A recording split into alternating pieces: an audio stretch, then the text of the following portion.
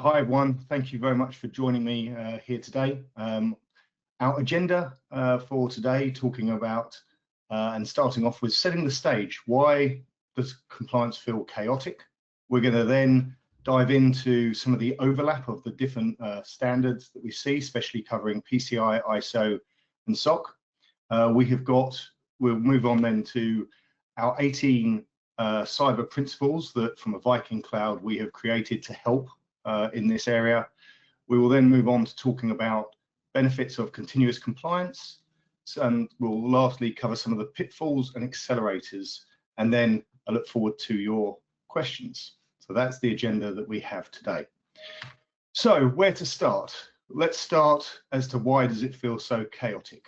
One of the challenges that organizations have today is that we have to answer to at least a couple of frameworks. We see most organizations have PCI DSS and either a ISO or a SOC requirement on their business in some way, shape or form. But as you can see from the screen, there is multiple different regulatory and compliance frameworks that organizations need to be able to deal with. And any compliance program needs to make sure that it is able to support the business needs and these compliance requirements.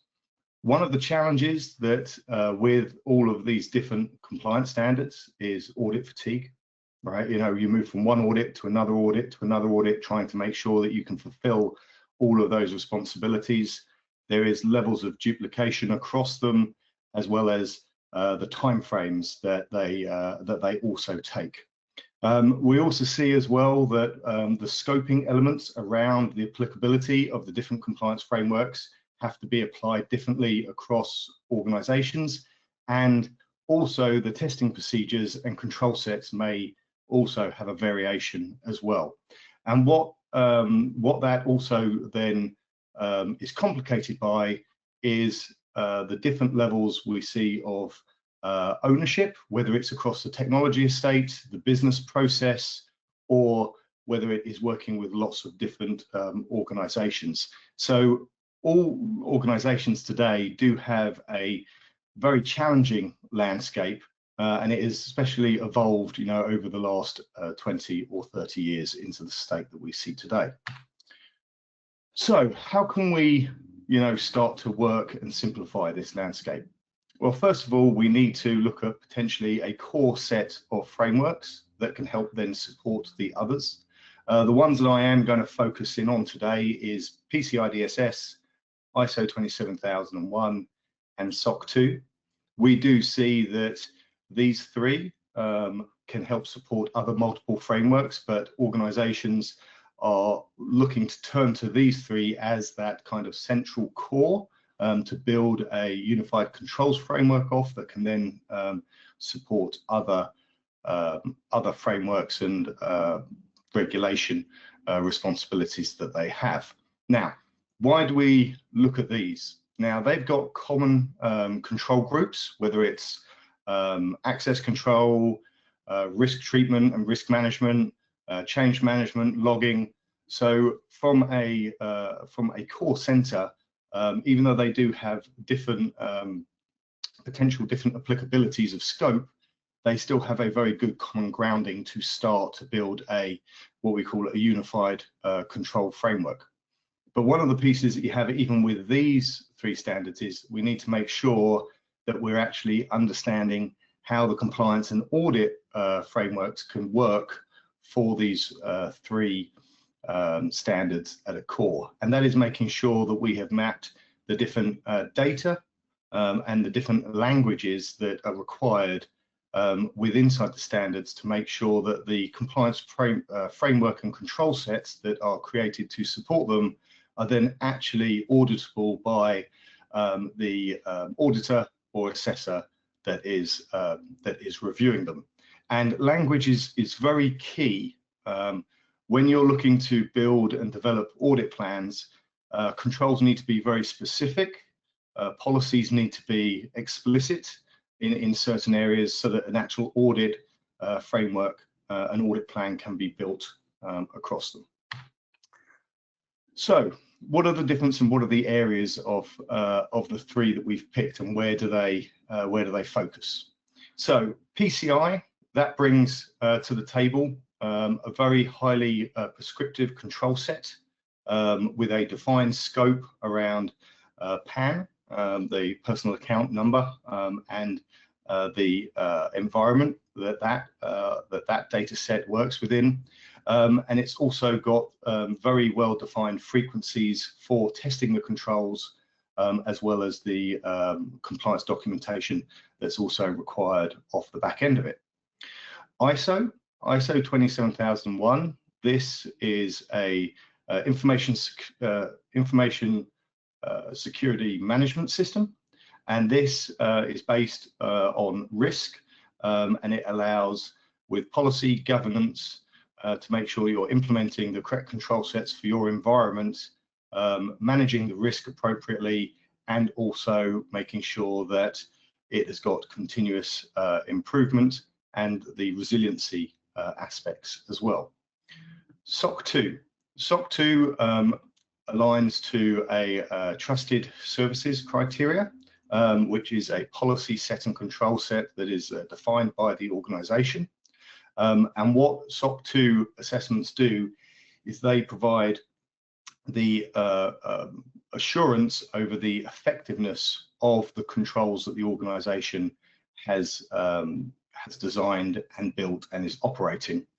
Inside that program, there are two different types. A SOC 2 Type 1 is at a point in time, and a SOC 2 Type 2 is a time-based assessment. So it looks at the effectiveness of the controls over a period of time.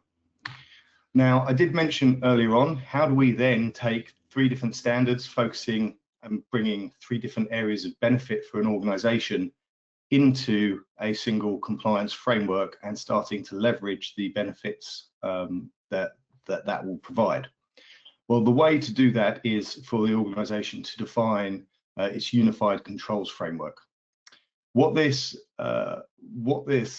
does is it provides an ability for an organization to start rationalizing the current controls and making sure that you've got a single list of controls, what the purpose of each control is, who owns it, what is the frequency that the control should be operated in, how is it measured and maintained, and is the control then actually performing the job that it should be doing. Once all of the different control sets that you've got across your organization have been mapped into your unified controls framework, this then allows you to then start not looking at the individual control sets by standard, but actually starting to monitor the success of your unified controls framework, and then having the outputs of that start to support the different compliance assurance audits or assessments that are required by the standards from your third parties.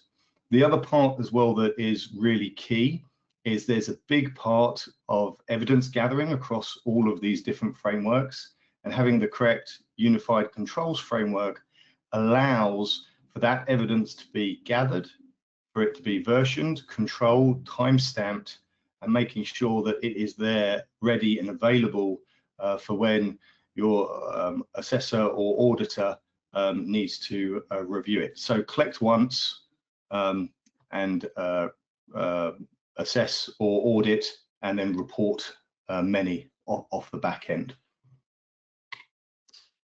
So what is kind of key around how do we start creating a UCF? Well, one of the things that we've looked at from a VikingCloud perspective is how can we take all of the different requirements, all of the different controls that are across all of these standards, and actually starting to help consolidate that down into, a set of principles that can then form the backbone of your United Controls framework. So we have done a lot of mapping in this area, and we have managed to break it down into 18 principles that you see on the screen in front of you.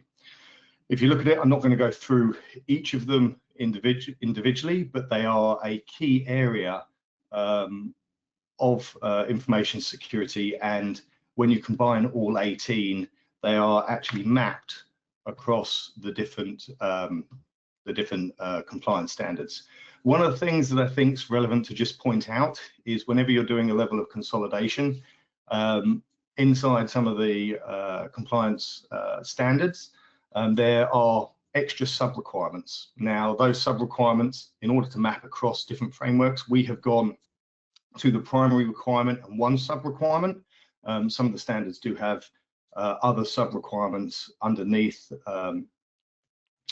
those as supporting requirements that need to be managed. Now, with this level of alignment, it allows across the different standards for those evidence sets to still be collected across them, but making sure that they have got and are meeting all of the different requirements. So it's not just about the high level requirements, it's then making sure that if there are any sub requirements, that level of information and detail is also gathered during any of the evidence gathering and review processes of those controls. Now, the bit that I find very interesting was when we were looking across the different standards was actually the different areas where they've got, you know, large amounts of overlap, or some areas where they don't have a large amount of overlap. So, for example, if we look at physical security, there is a very large amount of overlap between ISO and PCI. But if we then start to look at privacy, there is not a lot of overlap, right? That is heavily focused, especially supported by SOC 2 requirements on that front. So if I take this information as we have done and we actually move it into a trending graph, you can actually now start to see a little bit easier the areas that each of the standards combinedly cover. And I think one of the bits that actually came out as an interesting point for me was especially around the secure configurations and vulnerability management across all of the standards. This is an area where they default to a lot of industry best practices or industry standards off the back end of that versus having specific controls written for them. So that's why we see in the middle of the graph that kind of lull point in the middle across those programs. I think this is going to be a big area of development, especially as we've already seen in certain other regulations that are coming out, that it's not just around defaulting to industry best practice in these areas, but it's actually really understanding the threat landscape that each organization faces and then having the correct level of vulnerability management, malware protection, as well as scanning to make sure that you have got the correct security baselines in place, and how those programs work together is really important to stop the attack chain for organizations. But this will be an area that I believe will continue to evolve and develop in the future.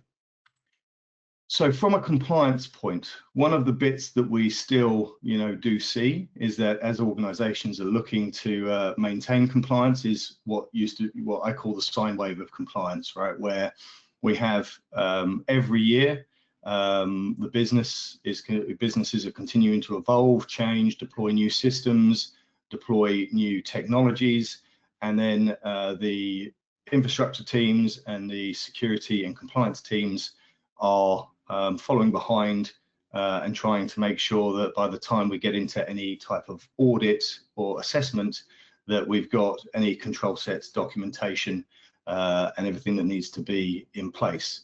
We do call that kind of, I've heard it called the hill of compliance, the race to compliance at that front, and then an organization basically during that period of preparing for an audit starts to ramp up towards that to make sure that they've got the controls in place, and then once the audit is over, actually then focuses on what the business needs to do and starts to potentially fall away from compliance because control sets are either not maintained or not reviewed, need to be updated and functioning correctly. And so we are still seeing that happen on a regular basis across the industry.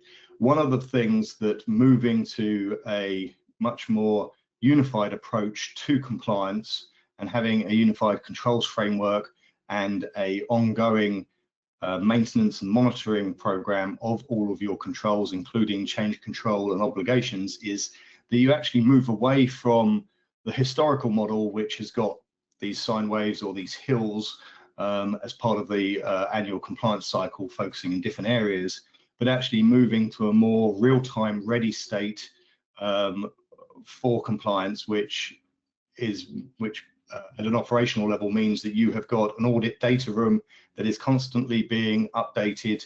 The data coming into it is constantly being reviewed, and if there is any corrective actions that need to be made, that they are made in real time, and therefore you are in compliance with your obligations and your control sets, and there's less remediation or heavy lifting of remediation that needs to happen prior to an audit. So organizations are still moving towards being, audit ready, 365, 24/7. One of the things that this new approach allows is to make sure that the duplication of evidence is reduced, and so therefore you're not having to collect for the same evidence for different programs by different individuals. It can be collected centrally and then utilized. Also, if there's any rationalization around sample sets as well, that can be really beneficial. The other part that we do see in this area is around resourcing, calendars, and basically alignment of being able to not only fulfill the compliance and the audit schedule, but also the day-to-day work that the teams have to do supporting the business. And so what this allows by moving into a much more unified approach is it does reduce fatigue, because it allows proactive planning, proactive scheduling of the audit and assessment programs. It allows, where there is overlap, for them for combinations of whether it's interviews, whether it's sample sets and evidence, for stuff to be reutilized where appropriate across the different standards, and also the approach to having field work can be combined, and it really does allow a much more efficient process of managing audits throughout the year. But just being clear, there is pre-work that needs to be done, and it needs to be something that that becomes the standard way the organization operates in order for that to be successful. The other part with these programs is around how do we make sure that they are actually doing what they should be doing and actually providing us an area that we can measure and that we can track success and progress. Right now, if you've got central data collection, if you've got automated processes for collecting and verifying that data, if you've got the correct audit schedule and interview schedule for your different teams, what this then allows us to do is actually start setting metrics that can actually be monitored and reviewed on that front to see the benefits that the unified controls framework and compliance program is actually providing to your organization. We do see that a big area for checking and making sure is what level of evidence reuse do you have, especially if you're then looking at which controls you want to look to automate the collection of that. When we're looking at remediation timeframes for any remediation that is identified, the MTTR, right, the mean time to remediate, what is that looking like for your organization? We definitely do see on ongoing vulnerability management programs that not only does it provide the effectiveness of the program to the business, but it also can actually help the business understand how effective the actual different teams inside the business are in operating and providing the support to the business, whether that is performing a application update, whether it's a system configuration update or a patch that's being rolled out, and those items. So it's not just about, okay, how many vulnerabilities we've got. There's also the teams that need to then actually go out and perform that remediation as well. So it not only does it identify and show any potential risk areas to the business, but it also shows the good work that the teams are actually doing and how effective they are at performing those roles, supporting the business on remediation, removing legacy software, hardware from the estate, as well as making sure that patches and security configurations are applied correctly or updated as needed. This then helps feed in to what levels of resourcing are needed, not only for the compliance program, but also for other internal teams to support the technical infrastructure on that front. And then we get into what level of evidence reuse, what level of time savings are we able to then actually show. And we have seen from the mapping of the controls that we are expecting, dependent on the complexity of the environment and the state and the level of overlap, that that there is potentially a 30 to 40% prep time in remediation and reuse of evidence for audits, which is a very significant amount of time for organizations that they could be using those resources to potentially help support the business in other ways. The other part as well, when you're starting to look at these frameworks across across each of them from a holistical perspective, the risk management across all of those as well becomes more valuable and beneficial for the organization, right? Understanding the true security risk versus the compliance risk for that organization, because you've got a better understanding of your controls, you've got a better understanding of the potential risk that control or remediation element poses to the business, and also what level of skill or technical ability do you have to remediate that, and also is that risk something that is directly within your control or it's within one of your third parties. So it means that it can be targeted very quickly and understood, which is a big benefit for the organizations. So moving on to pitfalls and accelerators. Right, one of the things that you've got to be careful of is how you map the controls. You've got to make sure that there is clear ownership and that there's no misunderstanding of the criteria across the different audit programs. Need to make sure as well that your data room is a central location, and you do not want evidence items, whether it's in Teams, whether it's in emails. You need to make sure that they are in your system of record, wherever that has actually been defined. And then when you are looking at automation, right, it is not silver bullet. It can help, but it does need to be verified, and there needs to be processes put in place in order to make sure that what is being collected is correct and has not changed with any changes or system updates that happen.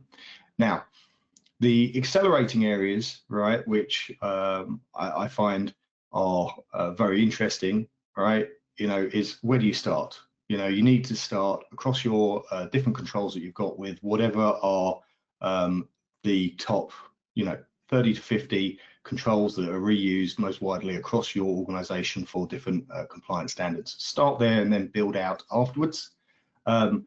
Off the back end of that, standard packets or templates, right, for your third-party auditors or assessors to make sure that they're getting the information in, an easy-to-consume format, and then making sure that you've got a very clear, defined executive sponsors as well as control owners mapped for them.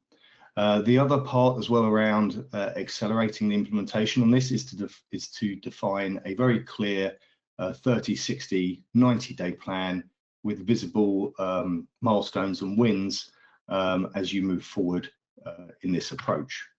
So if we're looking at the first 90 days, the first piece, if we're looking at what one of those plans looks like, is to understand the scope, inventory all of the controls, make sure that from that set you're able to actually choose which ones do you believe you can quickly align off the back end of that. When you move past that, you then move into actually your 30 to 60 days, where you're actually then going to start to publish your UCF, start to stand up your evidence libraries and run pilot test collection and reviews of your of the control sets and the information that you're gathering from them.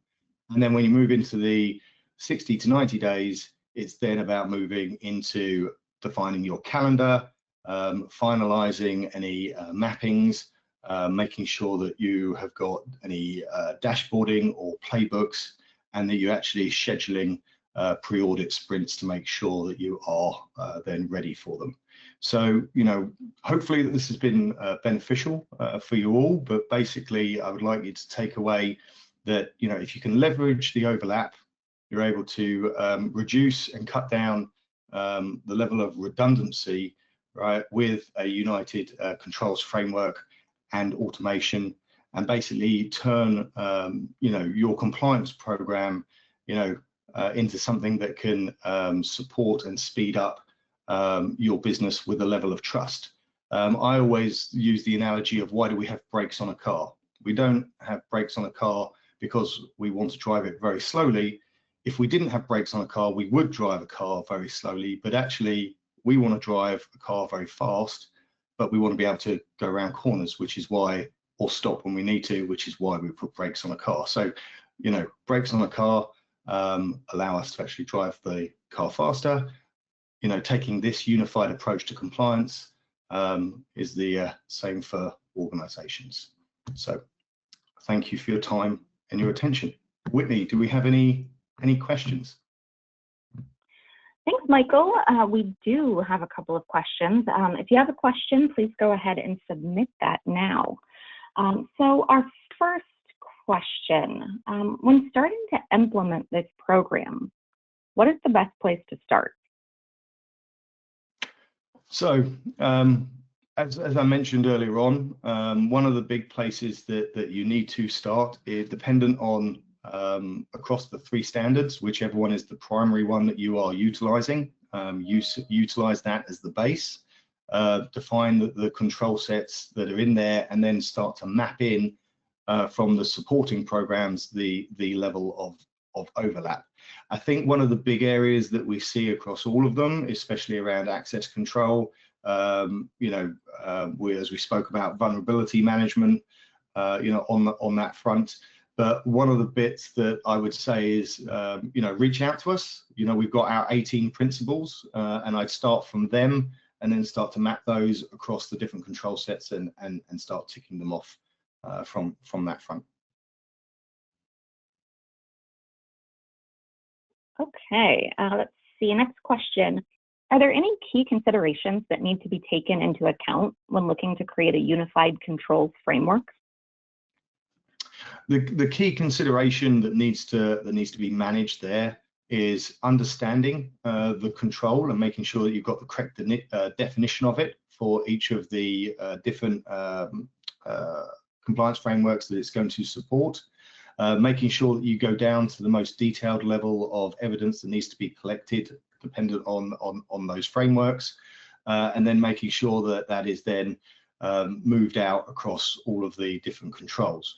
The other part that's really critical on that is to make sure that you've got the correct level of stakeholder alignment across them, and that when you are working with your stakeholders, that there's a level of education that is being done around the unified controls framework, and that just because for one business stakeholder they may be very used to doing SOC 2 audits, for an example, but if you're starting to now shift the conversation to be talking about a united controls frameworks that's supporting other ones, making sure that they're educated as to why it's beneficial for the business. And it's not that by utilizing that it's going to be more work for them because they're going to be supporting other frameworks, but actually that they're able to leverage other control sets to help support, what they want to achieve in the business in a much more efficient way. So I think those are the pieces that I would say need to be looked at and managed as part of that piece. Whitney. Thank you. Okay, next question. How can a company map overlapping controls between PCI, ISO 27001, and SOC 2? That's a great question. So we've done a lot of that piece for you, which is the 18 principles that we've put together. But I will say, there is a bit of work that needs to happen in front of that. So to help you with that, please do use the 18 principles that we've got. But the key piece with any control and basically building out your controls library is identifying the control, naming and classifying and categorizing the control within inside your organization. Once you've done that inventory and audit of all of your controls, you're then able to filter them up into the different groupings. We call them principles. And then from that forms the basis of your United Controls framework.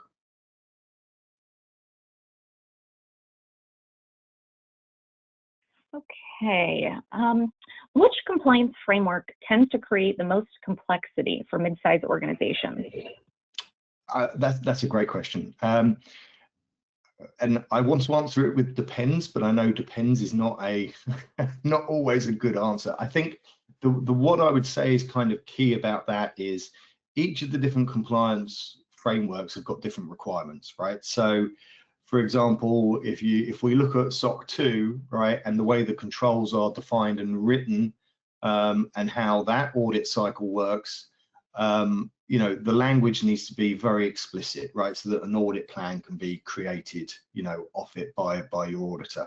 If we look at PCI, that level of definition around the control and how it needs to operate is there within the standard. So the big piece, on it, especially around complexity, depends on technology stacks, the size of your organization, and what the different and applicable scope is for each of your compliance, your different compliance requirements. So it's very hard to sit there and say one is more complex than the other. They will be for different organizations, but that really does depend how your organization is set up, the data that you're utilizing within your systems. And I would say to that's why it's really important for you to partner with the correct organization that can help you navigate that level of complexity. And with complexity, when something is very complex, sometimes one of the things that you have to do is try to simplify the approach to it in order to get that starting point on that front. So do work with your trusted security partner on that. If you don't have one, then please do engage one. And also inside that area, our VikingCloud principles will also help provide some of that simplicity in that area. All right, let's see. We have one more question here. How does automation reduce manual evidence gathering without introducing risk? Yes, no, so that's a great question. So the automation piece is really good when you've got a large, complex environment, and actually making sure that certain controls that are known about are then, the evidence is then collected. The areas that you do need to make sure when you're using automation is that you've got the correct level of oversight. You've also got the correct level of change control, because as new systems come online, if they're not plugged into the automation collection process, then they could then start to pose an area of risk for the organization. So you've got to make sure that you've got that way of identifying systems and making sure that you are able to correlate the correct system types, the evidence that you should be collecting for those assets, and it does come down to asset management on the back end of it. Once that evidence is coming in, that evidence does need to be verified, right? On whatever periodic basis that what's being collected is good and usable and defensible for the organization as part of that. So, there's multiple things there that go along with, an automated collection program. Great. Well, thank you, Michael. It looks like that is all of our questions for today. So if you want to go ahead and move to the next slide, we will close up. So thanks everyone for staying engaged with us today. Please take a moment to complete a brief survey that will appear once the webinar concludes. If you have a specific question from today's session and you'd like to get in touch, contact information for Michael is on screen. Or if you have a more general question, feel free to contact us by visiting VikingCloud.com/contact. As mentioned, a copy of today's recording will be sent to all attendees within a few business days. Thank you again for joining us and have a great day. Thanks all. Thank you, everyone. Have a great day.